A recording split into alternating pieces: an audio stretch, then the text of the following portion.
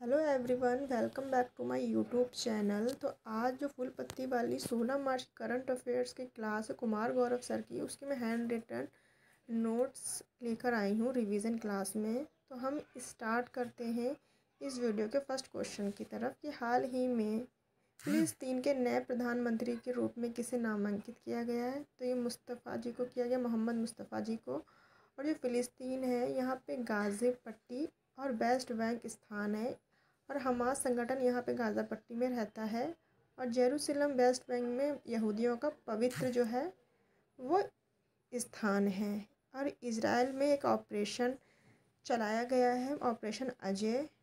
Israel की जो capital है वो जेरूसलम है, मुद्रा न्यू साइकिल है, और संसद यहाँ की निसेट है। अभी हाल ही में तमस सुलैह को हंगरी का राष्ट्रपति नियुक्त किया गया। चलते हैं सेकंड क्वेश्चन की तरफ कि हाल ही में विश्व उपभोक्ता अधिकार दिवस सन 2024 कब मनाया गया है। तो ये 15 मार्च को मनाया गया है।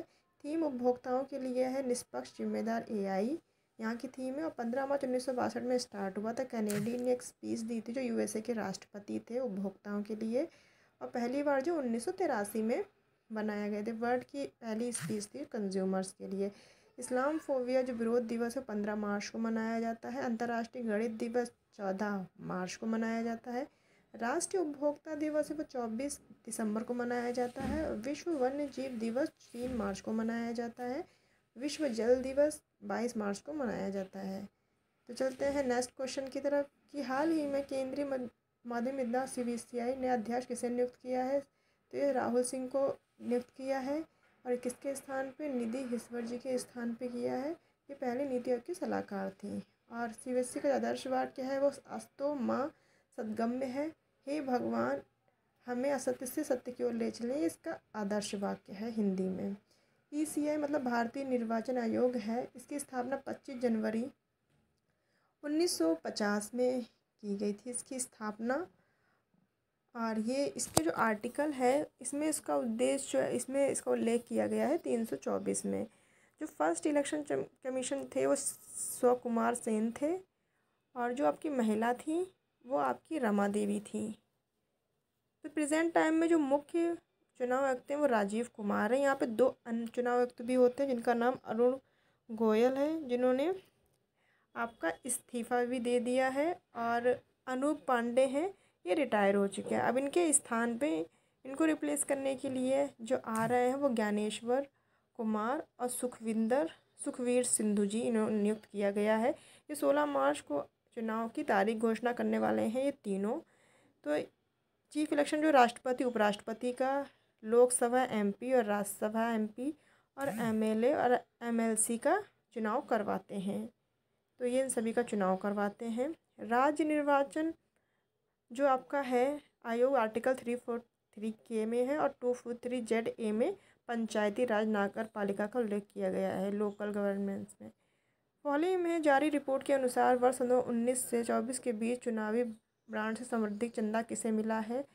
तो ये भारतीय जनता पार्टी को इसमें चंदा मिला है सबसे ज़्यादा।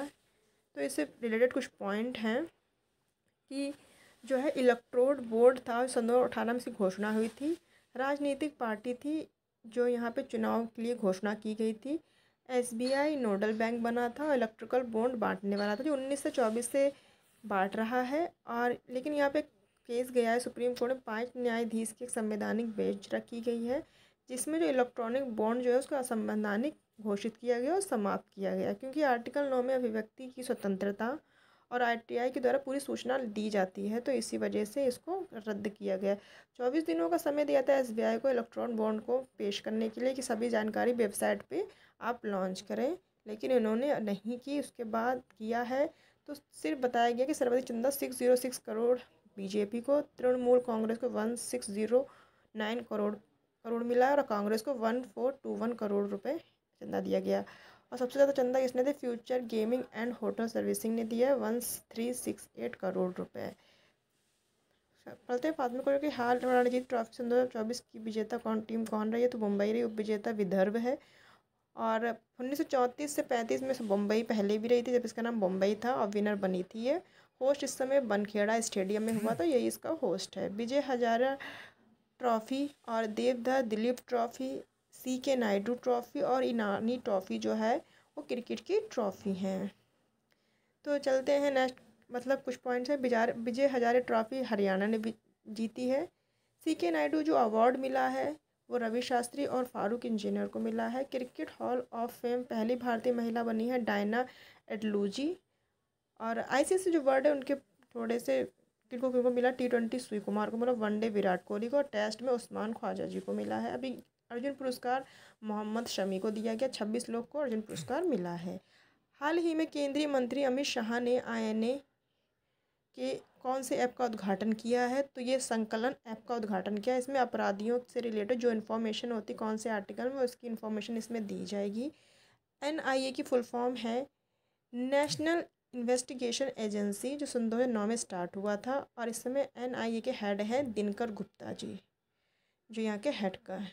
CCMS जो है इसकी फुल फॉर्म है आपराधिक मामले प्रणाली प्रबंधक, मतलब क्रिमिनल जो केस आते हैं उनकी पूरी जानकारी इसमें दी जाएगी। ये पहल भी इसमें ही साथ शुरू की गई है, इस ऐप के साथ ही, तो जो अमित शाह ने स्टार्ट की है। चलते हैं क्वेश्चन छड़ के। हाल ही में लॉन्च PB शब्द पहल का संबंध किससे है? तो भारतीय प्रसार भारती से संबंधित, जिसमें DD भारती हो गया, दूरदर्शन की जो भी इंफॉर्मेशन है वो ऑडियो और वीडियो जो भी चित्र होंगे, पिक्चर होंगे, उनके अनुसार यहाँ पे लॉन्च की जाएंगी।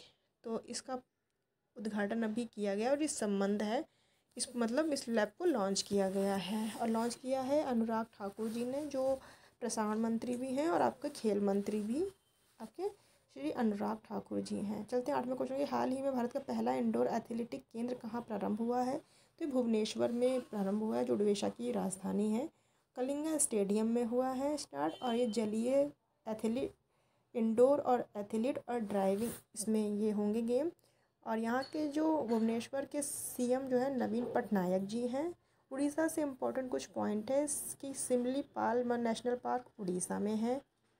और धनु यात्रा और नुआई खुआई राज पर्व जो है वो उड़ीसा में है। सूर्यकोणा जो मंदिर है उसे ब्लैक पगोडा कहते हैं, ये भी उड़ीसा में है।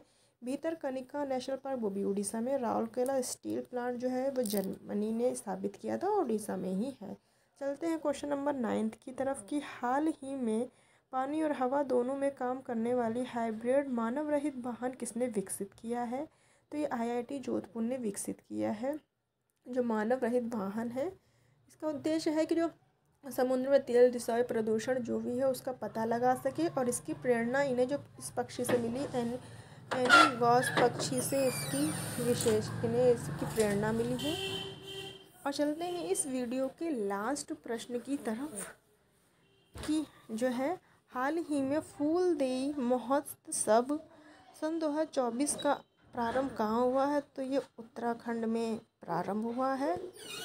कुछ इम्पॉर्टेंट फेस्टिवल हैं कि अडारी जो है वो उत्तराखंड में मनाया जाता है, हरेला उत्तराखंड में, हरेली छत्तीसगढ़ में, चापचारकूट मिजोरम में, होजागिरी त्रिपुरा में, हॉर्नबिल नागालैंड में, सुरोई लिली मणिपुर में, लोसर लद्दाख आंध्र प्रदेश में मनाया जाता है, और लोसांग सिक्किम में, ओणम केरल में, पोंगल तमिलनाडु में, पीहू आसाम में मनाया जाता है, और बथुकम्बा और बोनालू जो है ये फेस्टिवल हैं, ये आपके मनाए जाते हैं तेलंगाना में।